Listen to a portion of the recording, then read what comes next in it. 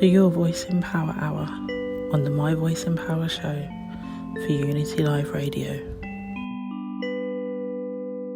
Hello and welcome to the Your Voice in Power Hour. How are you today? I'm very well, thank you. And you? I'm good, thanks. Can you tell us your name and a bit about yourself, please?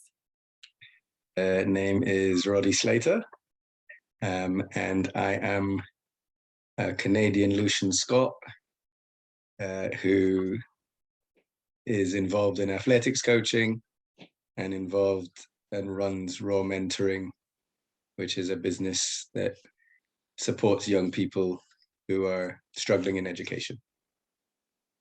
Lovely. What is it that made you want to become a mentor?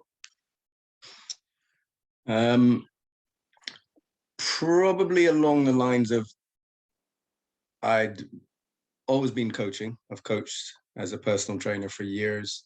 So as a personal trainer, you are mentoring the people that you're working with one-to-one. Mm-hmm. So that was where I got into it initially from a young age. I was probably PTing since 18 years old. But more recently, I worked in education at Cranberry College from 2007 when the financial crash came, 2007, 2008, and worked as a sports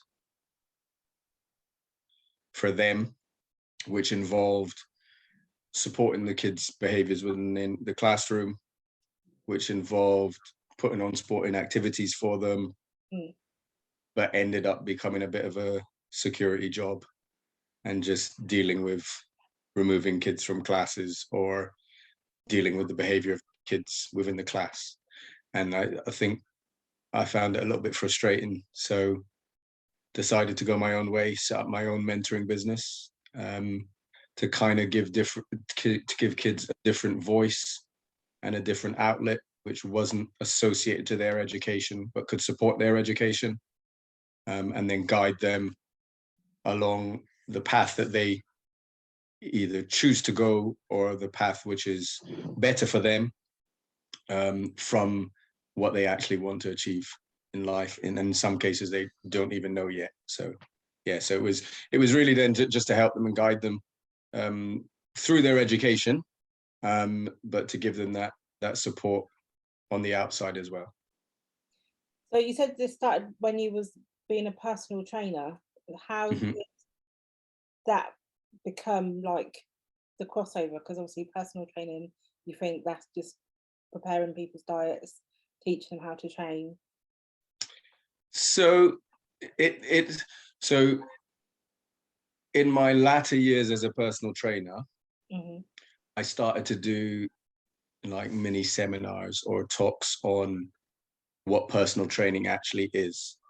And the filtered version of personal training is how you've described it. Like you do diet plans, you train somebody to meet a goal, and that's it. Yeah. The reality of personal training is far from that. So as a good personal trainer, and that's not a reflection on any that are out there. You know who you are if you are, and you recognize if you're not. But as a good personal trainer, it's not just about teaching them how to squat properly, teaching them how to eat properly. What you're doing is you're guiding somebody through a journey with you on their life. So they're investing their time and money to meet a specific goal. But in order to meet that goal, they need guidance. And the guidance is normally outside of the gym environment, because them going to the gym environment has never been the issue. Them going and eating for the 6 weeks that they need to eat is not the issue. It's what they're doing outside of that. It's their sleeping patterns. It's their lifestyle choices. It's their work environment. It's the stress physically and mentally that they're putting on their body outside of the hour that they're with you in a week, once a week, twice a week, 3 times a week. So what you then start to understand as a personal trainer is you can start to influence those aspects of their life, and you'll get better results to achieve their targets when they start to look at the whole package. So a word that is used a lot within the environment, and I think it's used too much, is holistic. So you take a holistic approach, and in reality, yes, you do, but a lot of people, in my opinion, don't understand what that means. And it is looking at every aspect of that individual's life and taking that whole approach to trying to achieve the goal. And most of the time is just for a better life. That's what it comes down to. That's like, yeah, they want to put on weight, lose weight, meet this target, meet that target, but there's a reason, because it makes them feel good. It makes them wake up in the morning. It makes them achieve a target that they've always wanted to achieve. And you learn fast as a positive PT that you're changing their life. You're not doing an hour's session over and over again. Okay, so this seems like now mentoring is like an interchangeable thing, because as you know, I've worked in the education field myself for a small amount of time, but I feel like that you can easily relate and transfer this to working with children in the school environment, and how really schools, and I don't know if they ever have done or not, but I don't believe that they take on a holistic approach, even now that they're saying that that's what they're trying to do. What's your opinion on that? I think I'll keep it real with this. Look, the education environment has changed from when I was younger, and is a very different product now. And my opinion is it's a product now, and that's the biggest difference. I believe that the aim of all teachers, all educators, was always to make a difference, is always to make a difference, is always to try and treat every child as an individual and try and maximize the potential of each and every child within their classroom environment. And I still think to this day, deep down, that is what every educator's desire is. The educator, the actual person in the classroom environment. Where I say it's a product now, I believe that in more recent years, and that might be 10, 20, depending what recent is to each person, in more recent years, that has changed to numbers. And every child is a stat, and that stat reaches my targets, and that target reaches my Ofsted, and that target reaches my trustee holders or whoever, and we're either a success through our stats or we're not. And I think that's where it's become a product, and that's where I think, as an educator, you look at 30 children within your classroom environment, and as much as you may feel you want to differentiate each part of your lesson to each child within that classroom, you'll be accounted on the stats that you have to produce from that class. So 30 becomes a stat as opposed to 30 becoming individuals.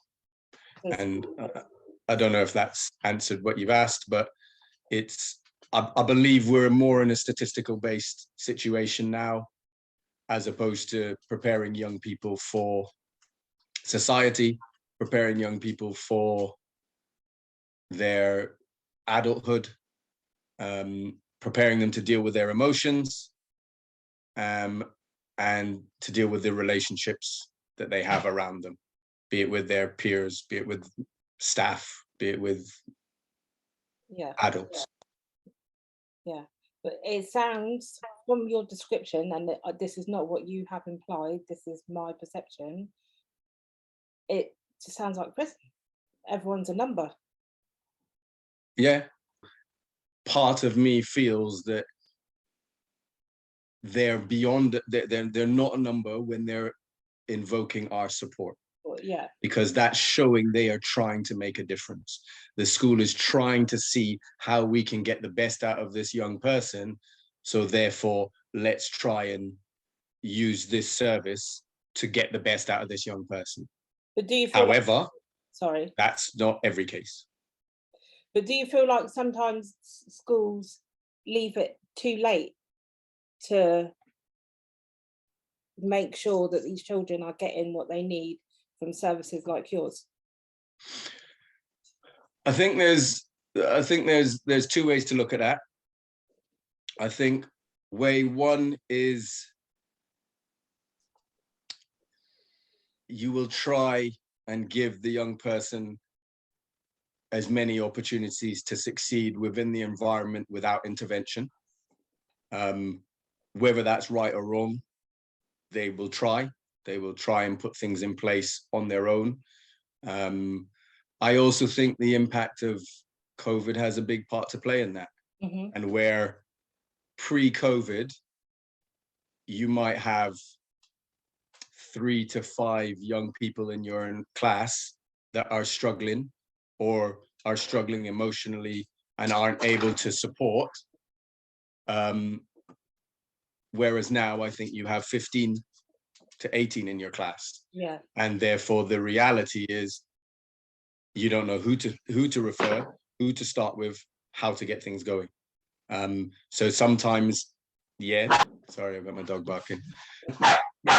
So basically this boils down a lot to mental health, and obviously the school is not obviously a mental health environment as such. Not to say they're not there to help to nurture the children, but that's not obviously that's not their priority, I suppose. They're there to educate, and then the mental health side of things, I guess, is where you come in. Yeah, potentially. I'd say they've I think their roles changed in that. I think their aim is to support the mental health. Their aim is to nurture the young people. It's just the focus seems to be a bit more on the education stats side of things. I think they do have a responsibility to nurture. I think they do have a responsibility to take into account the mental health of these young people and how they interact with that. But tied in with what I said before is, I think the impact of COVID on teaching staff as well has had a big effect on delivery and how they cope with a classroom environment, how they cope with 30 kids in which 2, 3, 4 are not engaging to what they're trying to deliver. I think from our perspective, yeah, ours is very much based along the mental health and emotional side for these young people. Ours is to give them an outlet. What you found with, and I'm sorry, I keep on going on about COVID, but you take people out of education for 2 years, out of a social environment for 2 years, and it has a major effect. It's all very well us talking about young people, what they do on social media, how they behave, etc., etc., etc. Yeah. There was a 2-year period where the expectation of a household was that education, nurturing, and everything was done at school, and that's the school's responsibility. And then when they come home, they have mommy and daddy time, or mommy time, or daddy time, or carer time, or guardian time. Yeah. However, for that 2-year period, there was no escape. So the nurture, the mental health support, the education, and everything else was then put on the parent, or the carer or guardian. And I think that for some parents was very eye-opening. That for some parents was like, oh my goodness, I have to work, I have to do this, I have to do that. How am I meant to do this for you? And that was a difficult experience. And if time, lifestyle, job didn't allow you to structure your child's day in the way that it would be at school, there became issues, there became problems. And I find it funny. I always find it funny around this time of year when parents complain about the 6 weeks that teachers get off, and they get so much time off and they have all these breaks and all these holidays. As a parent, we saw what it was like for 1.5 to 2 years. Yeah. We wanted a break every day. Yeah. We wanted that escape every day. And now we want to begrudge people 6 weeks off when they have to deal with everything that we're throwing at them. And do you know what I mean? So I think if anything, the COVID experience gave parents an insight into what schooling has to deal with, but it also put the responsibility at home. Yeah. But it made them aware of how much of an impact all of this has on the emotional well-being and the mental health of these young people. I think anyone who thinks like that needs to go and volunteer in a school, even if it's for a short amount of time, because you don't know what's going on the inside. And, you know, I explain this to my boys a lot as well. You know, teachers are humans as well. The full point of their job is to come in and educate you, but to be there for you. They might not always know how to do it in the best way for you, but that is mainly the reason why most teachers are teachers. But like, so things like, you know, the 6 weeks holidays. So the first week, which is the start of the holidays for us, the teachers are finishing up things that have gone on from the end of the term. Then the last week of the holidays for us, they're preparing work, classes, all the things that they're going to be teaching for like the new term. And one thing that, you know, because I think everyone thinks of school and it's just like, yeah, you go there, you sit down, you listen to what the teacher says, you write down stuff off the board, you take it in and that's it, you go home. But it's not, it's physically draining and it's emotionally draining. And unless you're a standard robot, because obviously they've got all this intelligent technology now, but unless you're a standard robot, there's no way that you can just go in that job, do what you got to do and go home and not take any of it with you, even if no matter how hard you try not to. It's just not, in my opinion, it's just not possible. Yeah, I'd agree with you. I'd agree with you. And I think you're right. We have to remember, and we don't at times, we have to remember they are humans. They do have emotion. They are going through the same mental health struggles that we are. Yeah. And everybody is. But I think everybody has to be aware of that. Yeah. The kids have to be aware of that. The parents have to be aware of that. But the teachers have to be aware of that too. And they have to, and it's one of the things that we're looking to do more this year, is for me and some of my colleagues to go into schools and work with the staff on how to deal with the current style of young person, as opposed to the post-COVID child, as opposed to the pre-COVID child. Because I feel quite strongly about that. And I think if we can show that support to the educators and the staff and give them that different outlook and different understanding of what we're dealing with now, and not teaching them to suck eggs, because I'm not saying I'm like and that, but it's just I'm exposed to it more because I'm dealing with the kids that are really being affected on the daily. Yeah.